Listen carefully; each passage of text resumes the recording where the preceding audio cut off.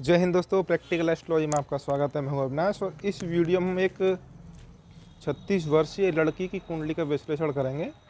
ये हमारी एक वीडियो में इन्होंने कमेंट किया था, शादी के बारे में पूछ रही थी। इनकी शादी अभी नहीं हो पाई है, शादी कब तक होगी ये जानकारी इनको चाहिए।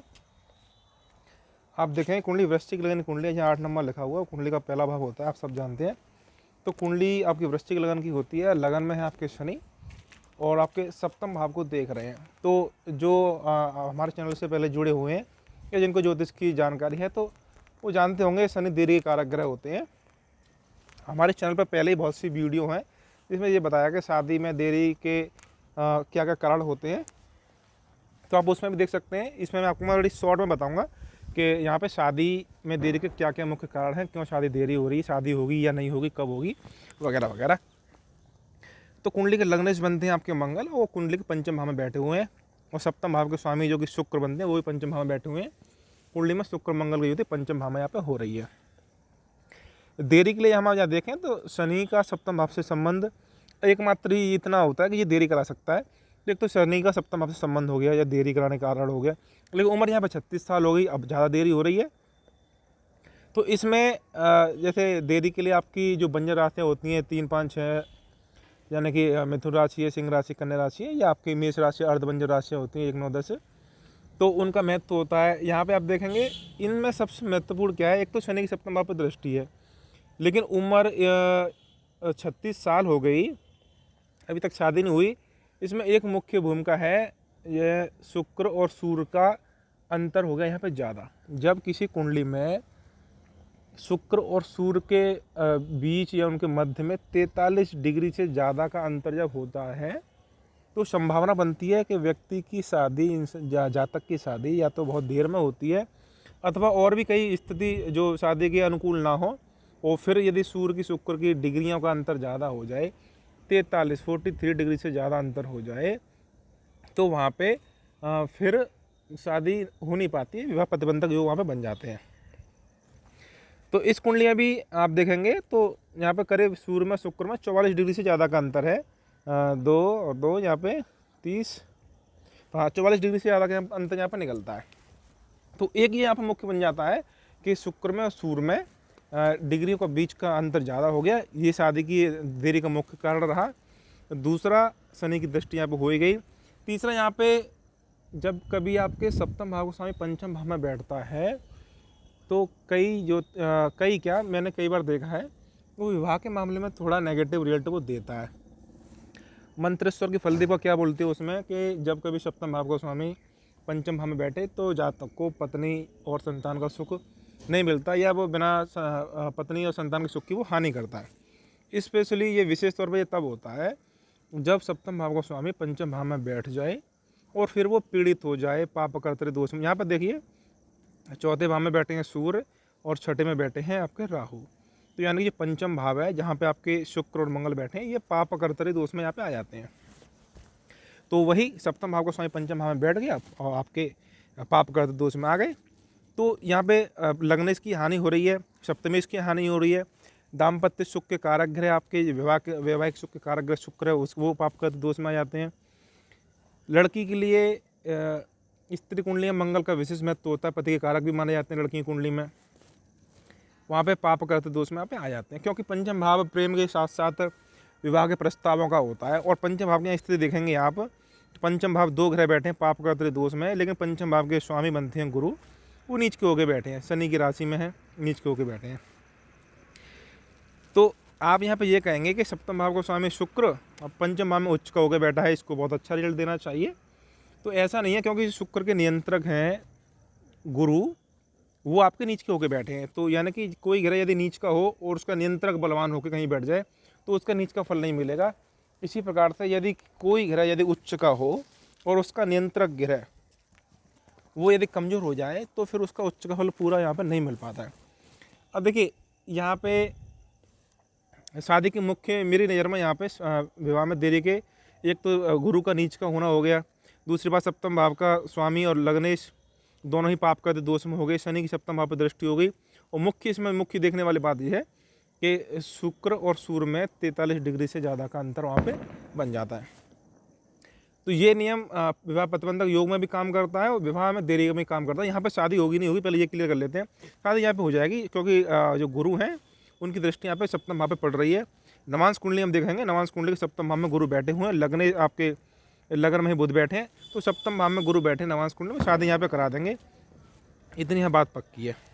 अब देखिए कुछ मैं चीज़ यहाँ पे बताऊँगा कि मंगल शुक्र की युति, जो कि जिनको ज्योतिष की बेसिक जानकारी है वो समझते हैं कि मंगल और शुक्र की युति प्रेम संबंधों के मामले में बहुत ही तीव्र रिजल्ट देती है या हानिकारक रिजल्ट देती है। एकदम चरित्रहीनता वहाँ पे दे सकती है या देती है, बहुत मामलों में देती है यदि राशि परिवर्तन हो, विशेषकर पंचम सप्तम अष्टम या 12 भाव में जल तत्व राशि में। देखिए शुक्र मंगल की युति जल तत्व राशि यानी कि चौथी राशि कर्क में, वृश्चिक राशि 8 नंबर, या 12वीं राशि मीन राशि, इनमें यदि आपके पंचम भाव, सप्तम भाव, अष्टम भाव, 12 भाव में बन जाए तो इसकी संभावना ज़्यादा हो जाती है। आग में घी डालने वाला काम करती है ये युति इन राशियों में जब बन जाती है तब।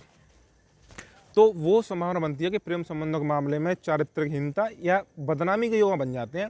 क्योंकि जब कभी, क्योंकि पंचम भाव प्रेम का होता है, शुक्र प्रेम का कारक ग्रह है और मंगल प्रेम में बड़ा ही आक्रामक ग्रह है जो बदनामी वहाँ पे देता है।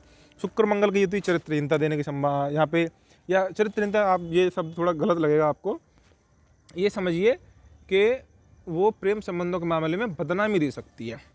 तो हमें नहीं पता कि इनके जीवन में क्या हुआ होगा, 36 साल की उम्र में आपकी शादी में देरी क्या रही होगी, मुझे इनकी नहीं पता है क्योंकि इन्होंने एक वीडियो में कमेंट डाला, वो उसके आधार पर मैं बता रहा हूँ। लेकिन जितना मैं समझ सकता हूँ यहाँ पे प्रेम संबंध, देखिए एक यहाँ पे स्थिति ये बनेगी कि प्रेम संबंध कोई रहा हो और अंत में जाके वो प्रेम संबंध टूट गया हो, इनको इंतजार रहा हो शायद कि जिनसे प्रेम करते हैं उन्हीं से शादी हो जाए और अंत में शादी नहीं हो पाई, या प्रेम का इंतजार करते नहीं तो वो प्रेम में इंतजार करने की वजह से शादी में डिले हो गई। एक तो ये स्थितियाँ बन जाती है। दूसरी स्थितियाँ ये बनती है कि कोई प्रेम संबंध रहा हो और वो सार्वजनिक हो गया हो जिसके कारण बदनामी हुई हो और बदनामी के कारण फिर शादी के रिश्ते ना आ रहे हों, शादी के रिश्ते नहीं बन पा रहे हो, एक ये स्थिति बन जाती है।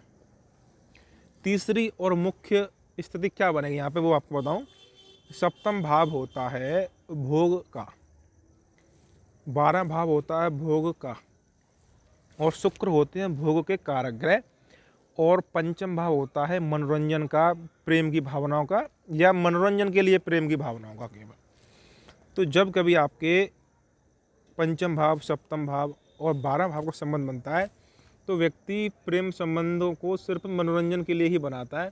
मतलब उसका जो स्वभाव होता है वो शादी की तरफ कम होता है, सिर्फ प्रेम संबंधों की तरफ ही ज़्यादा रहता है। मतलब व्यक्ति शादी विवाह में विश्वास कम रखता है और वो सोचता है कि ज़िंदगी यूं ही कट जाएगी, सिर्फ प्रेम संबंधों के ही सहारे जीवन हमारा कट जाएगा।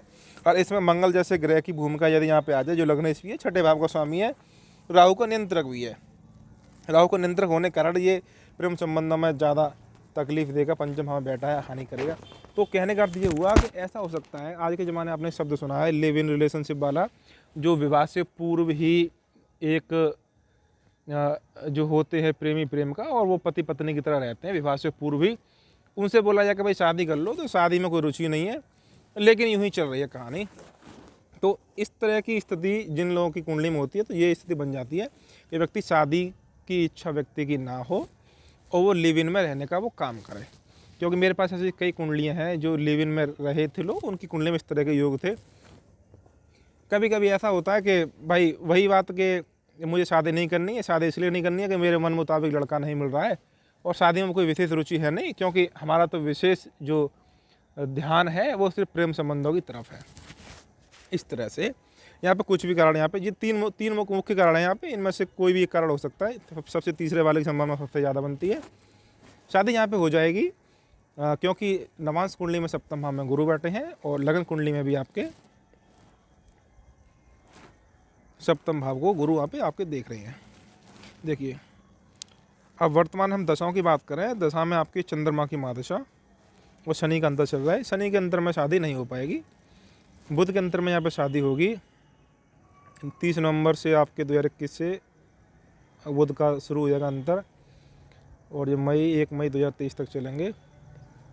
शादी आपकी होगी अभी वर्तमान में ट्रांजिट गोचर कर रहे हैं आपके शनि तीसरे भाव में गुरु के ऊपर से, जो गुरु जो पंचमेश भी हैं, पति के कारक ग्रह भी हैं, और तीसरी दृष्टि से आपके शुक्र को और मंगल को देख रहे हैं। शुक्र मतलब सप्तम भाव के स्वामी और मंगल मतलब पहले भाव के स्वामी।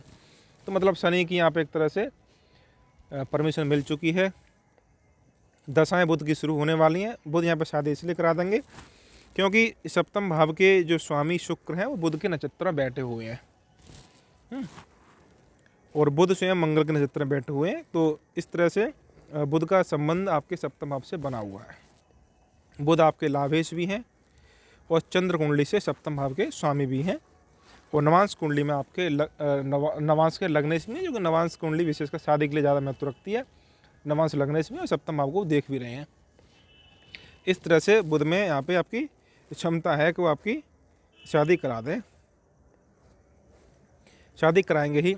देखिए अब गोचर में शनि की दृष्टि आपकी पड़ी रही है, गुरु के ऊपर से निकल रही है, मंगल शुक्र पर दृष्टि पड़ रही है, तो गुरु की आप मान के चलिए शनि की आपको परमिशन मिल चुकी है। अब आपको गुरु का आशीर्वाद चाहिए। तो जैसे ही आपके 13-14 नवंबर के आसपास गुरु का ट्रांजिट होगा मीन राशि में, 12 जहाँ नंबर लिखा है पंचम भाव में, तो बस हो गया काम। उसके बाद आपका कोई विशेष गोचर में जब मंगल और शुक्र का संबंध बनेगा तो वहाँ पे आपकी वहाँ पे शादी भी हो जाएगी, क्योंकि कुंडली में शादी आराम से हो जाएगी। और 13-14 अप्रैल 2022 के बाद और शादी के योग यहाँ पे बन जाएंगे। तो आज की वीडियो में इतना ही। वीडियो को आप लाइक कीजिए, शेयर कीजिए। धन्यवाद।